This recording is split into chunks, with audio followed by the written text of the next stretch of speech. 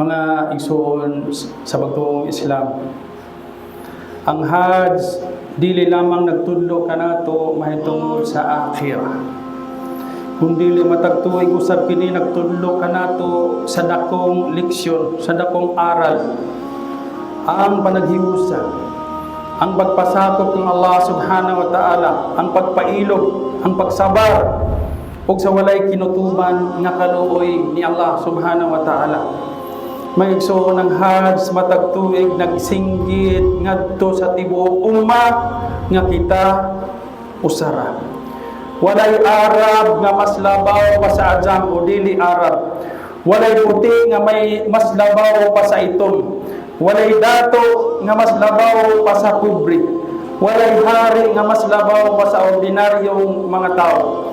Tanawang Hajj mga igsoon, ang milyon-milyon ka mga Muslim, lain-lain og pinulungan, lain-lain og kultura, lain-lain og panit, apan usara ang ilang sinina, usara ang ilang kibla, usara ang ilang talbiya, labay kalahumma labay. Subhanallah.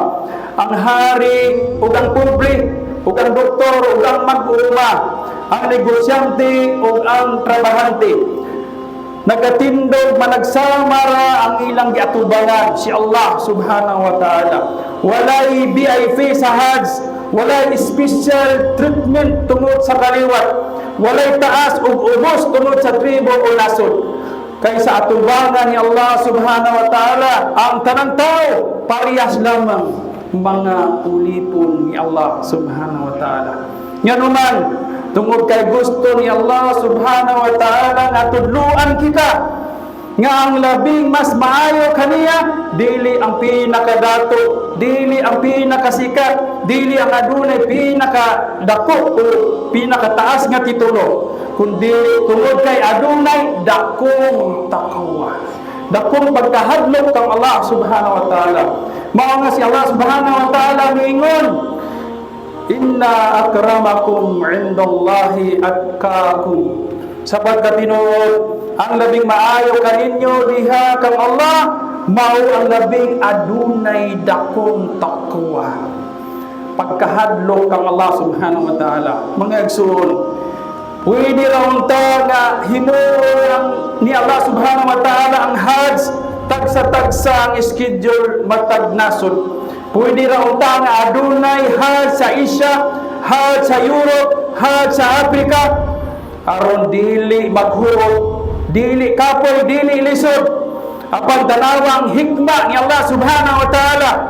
Gitigom niya ang tanang Muslim, lain-laing color, lain-laing pinulungan, lain-laing kultura, apan usara ang gisulod, usara ka ihram, usara ang gisinggit, labay kalahumma labay, usara ang giatubang ang Kaaba.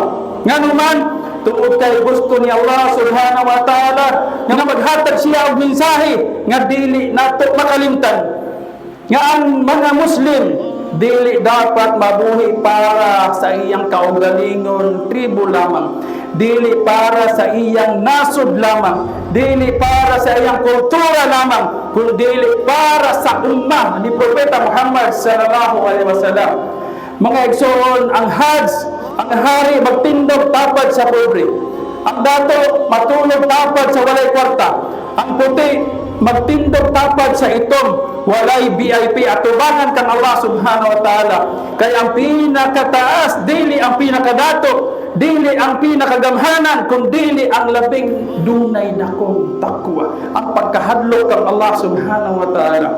Apan unsa man ang nahitabo karon, usahay mas digidepensahan pa niya ang iyang katribo kaysa Islam. Mas sakit pa nato insultohon ang kultura kaysa insultohon ang din, ang atong relihiyon. Mas dali pa siyang masuko tungod sa politika kaysa paglapas sa Sharia. Busa ang Hajj matagtuig murag nagsinggit sa ummah. Biyain na ninyo ang garbo, biyain na ninyo ang pagkabahin-bahin, biyain na ninyo ang pagtanaw nga mas labaw pa mo kaysa uban. Kay walahi, ang tao nga nakakita sa milyon-milyon ka mga Muslim nga nag-Hajj, apan mo balik gihapon sa iyang lugar nga puno sa pagdungog, garbo pagtan-aw nga mas labaw pa siya kaysa uban, wala pag yun niya matagamtami ang tinuod nga espiritu sa Hajj. Mga igsoon, usa pa kada po leksyon sa Hajj, aral nato sa Hajj. Ang Hajj nagtudlo kanato nga kita ulipon ni Allah, mga Abdullah, mga ulipon kita ni Allah subhanahu wa ta'ala. Ug ang trabaho sa mga ulipon, dili ang pagpili kung unsay isugo, kundi ang pagpaminaw o ang pagtungan. Wa sami'na wa ata'na. Unsay nadungog nga kasuguan, tumanon kung unsay gisugo ni Allah subhanahu wa ta'ala. Nga naman nga pito man katuyok sa kaba, nga nung dili man kawalo, wasami'na wa ata'na. Nga no ang ara pa sa ikasiyam kadlaw, dili man sa ikanapulo kadlaw, wasami'na wa ata'na. Nga no magkuha tag bato unya ibuno sa jamarat, wasami'na wa ata'na. Mao kini ang espiritu sa Hajj, nga sa diha mobalik kita sa atong mga lungsod, unya makadungog kita nga kana riba, haram, wasami'na wa ata'na. Bantayi ang imong sala, wasami'na wa ata'na. Isulod ang imong hijab, wasami'na wa ata'na. Biyai ang mga haram, wasami'na wa ata'na. Mga igsoon, daghang tao gusto mo adto sa Hajj, apan dili gusto magbagpo.